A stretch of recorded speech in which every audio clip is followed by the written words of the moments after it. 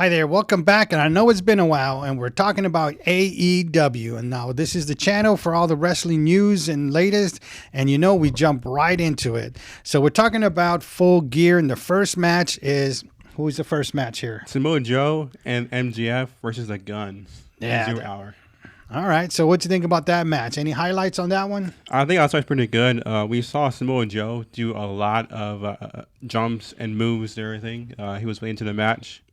Really, we see a lot more of Joe than we've seen before, his moves. Yeah, and he's been coming out, like you said, coming out more. And because I know before he was coming out with CM Punk, and then, of course, a CM Punk incident happened. And then he came back, and now he's with MJF now. Yeah. Them team maker was a pretty good match. Like I said, Joe had a lot of good moves in that match. Very good highlights from him.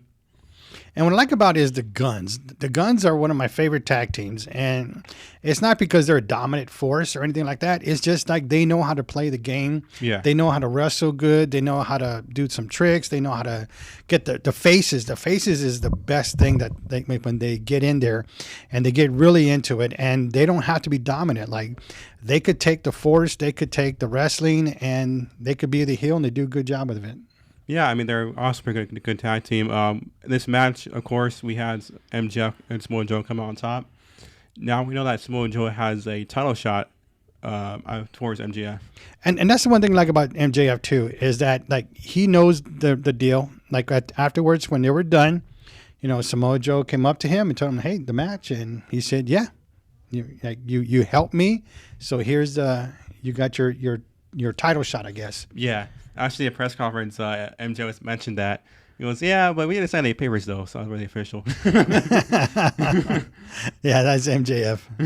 That was saying he's our scumbag. Now, we know there were 3 matches in 0 hour, but we didn't really pay attention to the other 2 matches, so we'll skip past that. All right, yeah, it was getting good ones. Let's go into Julia Hart versus Chris Statlander and Sky Blue. That was a good match right there. And that one surprised you, didn't it? Yeah, it really did. It didn't surprise me. I knew who was going to win. Yeah, because you had Julia Hart from the beginning.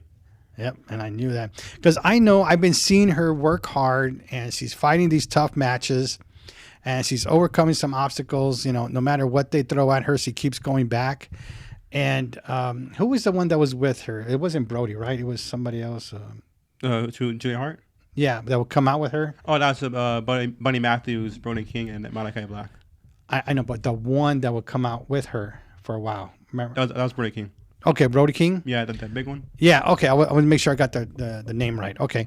So he would come out with her, and, like, she was very dominant. I mean, she won some matches, she lost some matches, but when she lost it, more likely it was because something happened. The bottom line is she kept grinding back at it. Yeah. She kept going at it. And I knew, like, I knew there's something there, and because she's very tough. She's little, but she's tough. Yeah, that's what Julia Hart is saying, too, about in the press conference. She's saying how she always says the House of Black always wins. She goes, doesn't always mean we always win. If we lose, I mean, it's something on the horizon. Like she said, when she lost to Chris the first time, well, now here we are. Champion. Yeah. So I think it was pretty good she said that. But that match is good. Yeah, and I'm glad she won. I knew she was going to win. And I know you were like, no, she's not going to win. She's not going to win. Because, like, to me, like, triple threats with a champion there is rare for a champion to retain, and it's rare for a champion to lose the title. Yeah. Because it's always hard to, like, because we see a lot where, like, MJF had the 4-way at Double or Nothing. He retained. We saw Rhea Ripley, that fatal 5-way at Crown Jewel. She retained. And then we had that 4-way with All In, where Sheeta lost her title. So then what's next for her? Like, do you see this a long title run? I hope so. It'll be a long title run because she achieved something that the LA Mavericks couldn't. Yeah. Now, the thing at the end, and I was kind of upset for or disappointed, was that the House of Black members did not come out and greet her or congratulate her after the match. Now, it could go both ways. It could go like they were giving her time. Like, it's just her time. It was a singles match. Well, it's not singles. Yeah, it was a singles match. And that they were letting her get the rewards, the celebration, like she did it on her own. Or at the same time, did the guys just forget to come out and congratulate her, Did she mention that in the press conference? That's something that troubled me. Like, what happened there? And like, why weren't they there? Because you just know that the members are watching with Tony Khan on his desk on a monitor. Because like when Tony Khan just say get a single, like go. All right, let's talk about let's throw a little wrench in there. What about LWO? When any of the members come out and win a match or win a belt, what happens? They all come out. They all come out. No matter who wins the match. Yeah, I can't see any factions or something when they don't come out. Because even when they lose or win, and no matter what, they still come out. Even the Blackpool Combat Pool, there's always one person out there with somebody. And at the end, whether they lose or win, there's another person that comes out. Yeah. You know? I don't know. This one kind of got me, and I'm like, that something should have been done more. What do y'all think? I mean, that's just what I think. What is your opinion? Do you agree on me? Do you think it's something else? I don't know. We'll see. Or it's not really a big deal. You could be, no big deal. Next match we had was that tag team with Sting and Darby Allin. And Adam Copeland, right? Yeah. Oh, Adam Copeland. I said Edge by accident. Versus Nick Wayne and Christian Cage. All right. And Luchasaurus. Luchasaurus, yeah. And who won that one again? That was, I think it was Edge or Adam Copeland. Team won on that one. And did he pin Luchasaurus? I'm not really sure, to be honest. Yeah, I forgot about that one. But I think it was a really good match. We saw a lot from all these wrestlers here, especially from Edge, Adam Copeland. Adam Copeland. Yeah. And what I liked about the match was that in the beginning, I think who started off with? No, I think it was Darby when it started off. I think Darby, yes, Darby started off, and then when Christian Cage got in. Yeah, yes, that's right. Christian got in, and Sting was in there at that time. Sting was he tagged in Edge because that's what he knows Edge wanted Christian, and Edge was like, I'm ready to do it, and he tagged him in, but then Christian just tags out right away. We're like, what? Even Edge is like, you serious? Like what? Like, does it mean he has no huevos, no balls, or what's going on here? Why did he do that?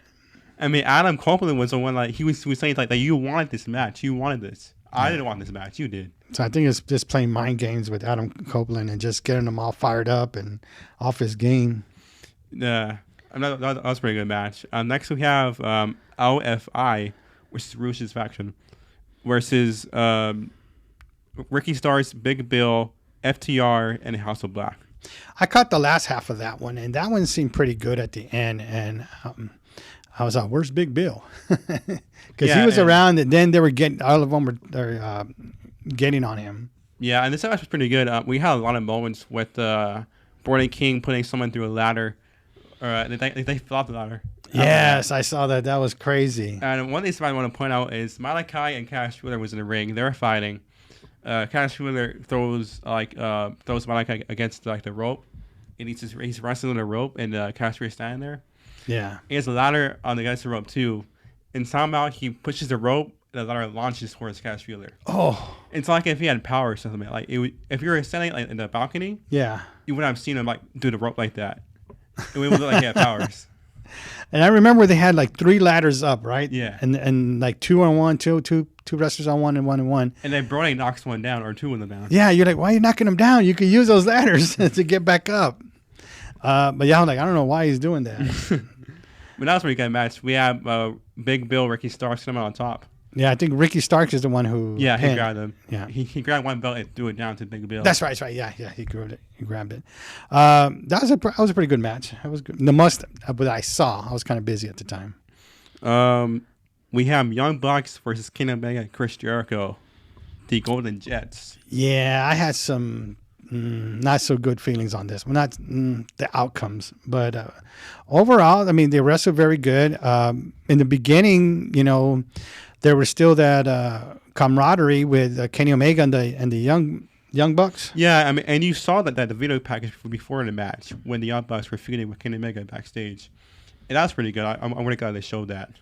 But in the beginning, they were like giving each other high fives or whatever, like being cordial with each other. Yeah, with Kenny Omega and the Young Bucks, and even the first one that fought Kenny Omega, they did the little spill, right? And then Yeah. at the end, they like, hey, that was good. Like they're like, yeah, that was good. We both did good.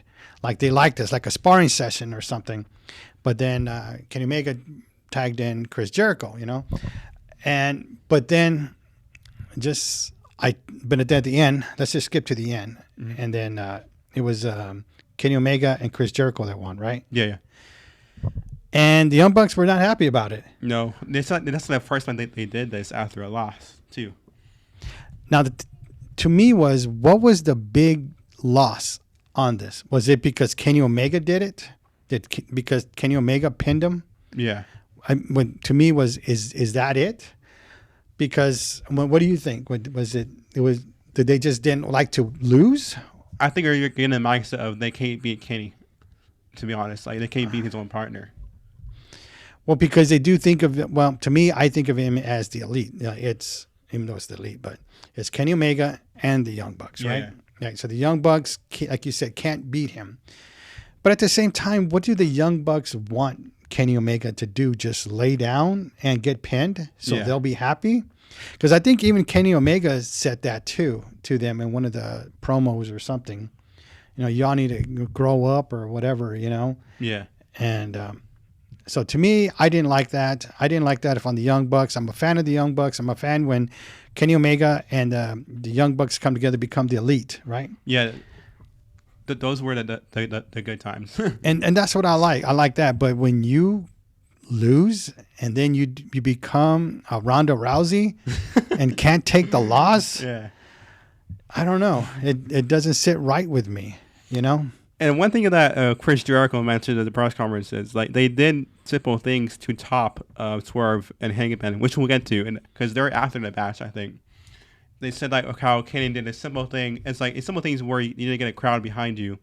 When Kenny Omega was doing the V trigger, he pointed his finger gun to Chris Jericho. When the crowd think he's gonna do it against to Chris Jericho. Yeah, I did too. I thought he was gonna do that. And then he changed his direction to the Young Bucks. That was pretty good, and the crowd was wild after that one. Yeah, because I was like, oh man, he's gonna turn on Chris, which was, I'm like, I kind of get it, He's gonna turn on Chris because those are his boys, his buddies. But they all agreed to this match, So I don't know. I think Young Bucks, they got a page of Ronda Rousey, and I don't like it. Overall, I thought the match was good. Chris Jericho did good, So next we have Orange Cassidy versus Jon Moxley. Now I'll admit, the first go around in this match, which was at All Out, that was better than this one, way better. This second match with the two, I didn't really like it that much. But I mean, we saw both sides of both of these wrestlers. Jon Moxley being the way he is in this match. We saw a lot of blood, of course, from Jon Moxley. Yes, we did. Now I got to say, Orange Cassidy did come out a little bit more. I would say a little bit more power, more brutality in him. I saw that a little bit, but every time he would do that, Jon Moxley would just put him back in his pay, like boom, bring him back down to reality. Yeah, you're not this big guy that you think you are, because he tries, and Jon Moxley just puts him right back. But that goes back to me, like I don't understand why AEW puts so much emphasis on Orange Cassidy. In the press conference, we finally found an answer. Tony Khan says that he favors Orange Cassidy. And that he says Orange Cassidy brings ratings to the company all the time. All right. That's why he puts it like opening matches all the time. Well, let's dissect that. He puts ratings in there because he's there every single day with a match. And when you highlight a person, they're going to bring ratings because you're showing them, you're advertising him, you're giving him all this. But there's so many other wrestlers that can't do that. I mean, you got Hook. I'm not a fan of Hook, but he brings some brote in. He's a brawler. I mean, if you put the same emphasis on Hook than you do Orange Cassidy, because Hook is a little bit bigger than Orange Cassidy, and he's not afraid to show it. That's why Orange Cassidy wears his jeans, like Darby wears his leggings. His booty shorts. His booty shorts.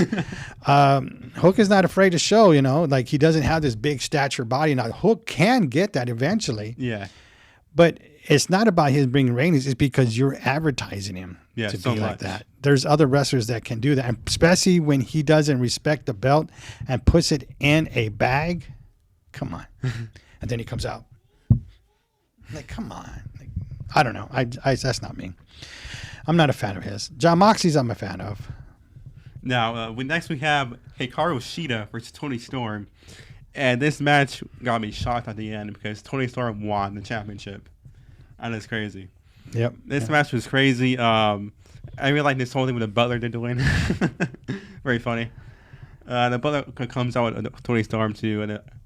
And the end of this match where Tony Storm actually, you know how she does like, I forget what they call it, where they push her butt in the corner? Yeah. I'll call it the Rikishi. Well, what she did, like she put like a pan in her tights. Oh my God. And she did it to Ashita. I missed that one. Like the camera shows her and she's doing like a. That is awesome. There you go. See, that's some good comedy right there. That's somebody who knows how to play the game there. And that's how she won. I mean, this match was really good. Oh my God. I'm really shocked that Tony Storm actually won this championship. I think it's the second time she won this championship, to be honest. Yeah, I mean, to me, I was good. I'm a fan of hers. I think she was good. We even met her, too. Yeah, we did. We got her autograph and all that. Next, we have Hangman versus Swerve. Ooh, I have to tell you this something right now. That is the best match I've seen from AEW. For sure. Even with blood or no blood. And this blood just really outshined John Moxley 10-1. Like, it was just so much better. So much level. Yeah.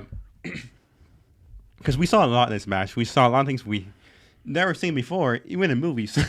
Yes. We saw Hangman stapling Swerve on his chest, his arms, and cheeks. with papers. Yeah, he stapled a paper to his cheek. Twice. And the first time it fell off, but the second time it stayed on, right? Man, we saw, what else did we see in this match? We saw Hangman pouring Swerve's blood to his mouth. Even I was like, this dude's crazy. Like, what was the crowd saying? You sick beep, you sick beep. I was like, wow. But that was like a next level thing for me. I was like, damn, this is good. Like, we saw Hangman tangle barbed wire around his face. It's like tangled it up around his face. Yeah. That was just crazy. Hangman does a moonsault with a barbed wire chair onto Swerve. This is a crazy match. One of these wrestlers saying, like, how do you top that match? Because they got so much pressure. Like MJF said it too. Jericho said it too. Like, how do you top that match? Like, they did it. They topped it. I mean, I said they did too. And the good what they did is like they did their match and they took turns and they let them be as brutal as they wanted to be. Yeah. Like if me and you are wrestling and you want to be brutal, allowed you to be brutal as much as you want, then I did the same thing back to you. Like that was a good thing. Like they're able to work off each other like that. Because Swerve wasn't the brutal one, like you're saying. Like Hangman was a brutal one. Like you say, like Swerve probably allowed Hangman to be the brutal one here. Like they made this match unforgettable. Yeah, and then at the end when they're hanging. Can you imagine him? Oh, yeah. If Page hung Swerve, that wouldn't have been good. They were like, no, don't do that. So the other way was right. The other way was okay. It was okay. You could do that. But when he was hanging... because Swerve was hanging man, wasn't it? Hangman Adam Page. Because Swerve was like, how they changed, like, since pulling up there. I thought that was pretty good. Like, okay, see, he's getting him back from all the shit that he just really gave him, put him through from the barbed wire to, and then Swerve threw shards of glass on the back of Hangman Adam Page's back, right? Yeah. And then he jumps on him. Yeah. With the thing. I'm like, what are you doing?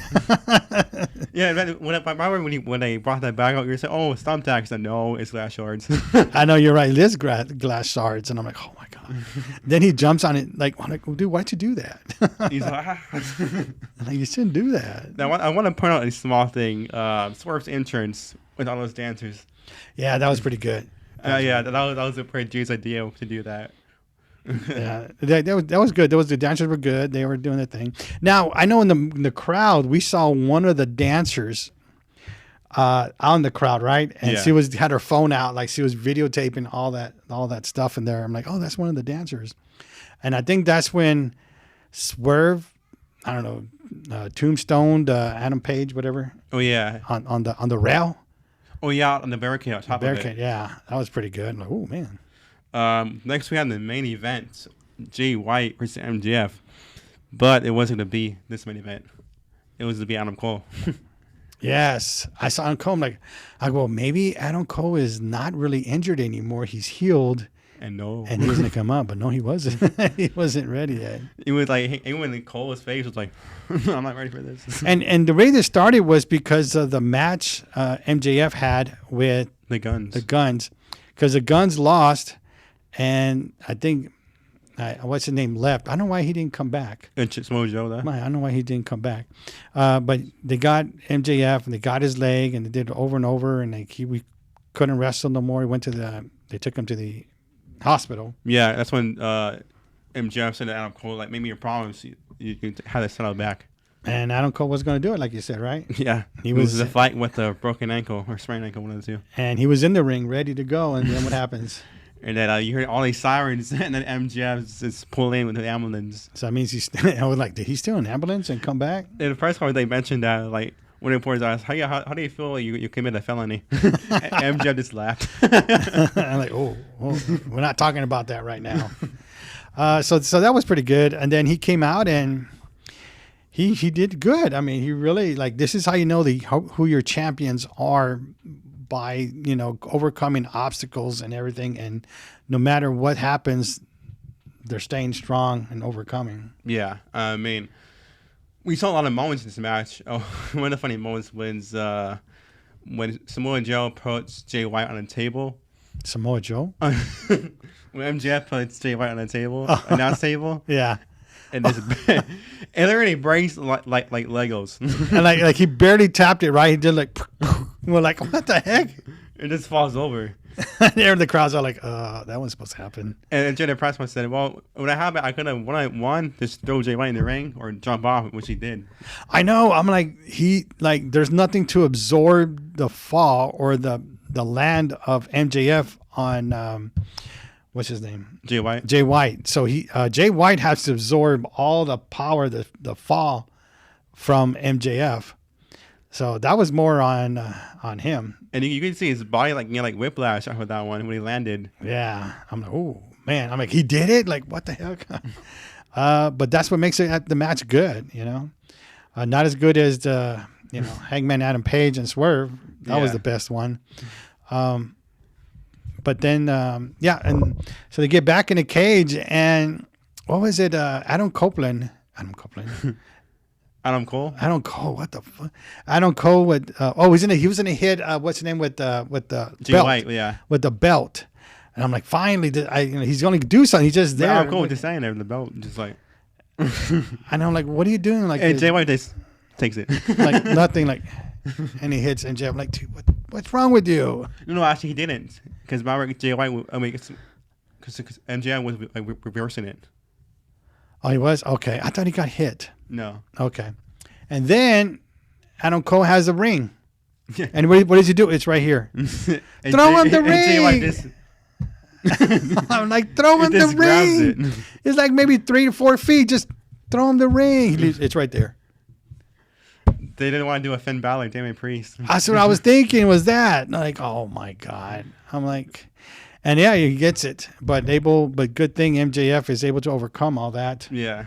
And get Jay White. I can't even say his name. I'm thinking when I see him, I always think of Ricky Stark. What? I don't know why. I think Ricky Stark's name, Jay White. I don't know. But MJF came on top. Yeah, I mean, this reign still continues. I don't know how, but it does. Well, I don't know, because he fights in the main pay-per-views twice to defend his tag team Ring of Honor titles and his heavyweight champion. Yeah. So AEW champion. But overall, it was a good card. I mean, this is like the last one wasn't that great. Even the Wembley one wasn't that great. even though they praised each other for that. Oh, what about the signing? Oh, did that live up to all the hype that you were waiting for? No. And what were we talking about the signing? About how Will Ospreay was one who got signed. For those of you who don't know, so he comes out and talks he says his contract with Japan has yet to expire, and it's expired until February, so he's still under Japan's contract. I know, we're like, how is he signing with AEW when he's still signed with another organization? But he's signing today, but he can't wrestle till next year, which next year is like, how do you do that? Like, it's like, oh, hey, look, I got some food for you. I mean, or toys. You want to play with toys? No, okay, can't play them till next year. Like, what the heck? Like, come on. Like, what are you doing that for? We still got to get 2 months till it expires. I think they hit in something like 3-4 months, 3 more. But I think they hinted something about Revolution. I think they might put him on that card. Well, I mean, what he talked about, because I thought, okay, well, it ain't going to be to Wembley, because he just talked about Wembley. Yeah. So I'm like, are they signing him, but he can't wrestle till Wembley? Yeah. You know, I'm like, because that's what and then what do? They put the graphics up and, hey, we're next year, whatever, all in at Wembley, whatever. I'm like, to me, was like, did something happen from another signing they were supposed to do, a bigger signing that they let's just put this guy in, fly him down real quick and let's put him in, because the other one didn't come out. Because we were thinking, Dolph Ziggler. And if Dolph Ziggler was supposed to be there, but then he changed his mind, or whoever wrestler, you know. And I think this was just a backup signing. I hope this wasn't the main one they wanted. Now, what if Tony Khan did this really quickly? So Nick Khan and Triple H had no advantage over him. I don't see WWE offering Ospreay. Like, because he was a long time ago, he's supposed to go to Evolve with Paul Heyman, but he turned that down. But I think Tony Khan didn't want them. I think Tony Khan didn't want Nick Khan to put his hands on him yet. Like, I guess so. I don't know. We'll see. All right, overall, good card. I mean, really enjoyed it. Until next time, subscribe. Peace.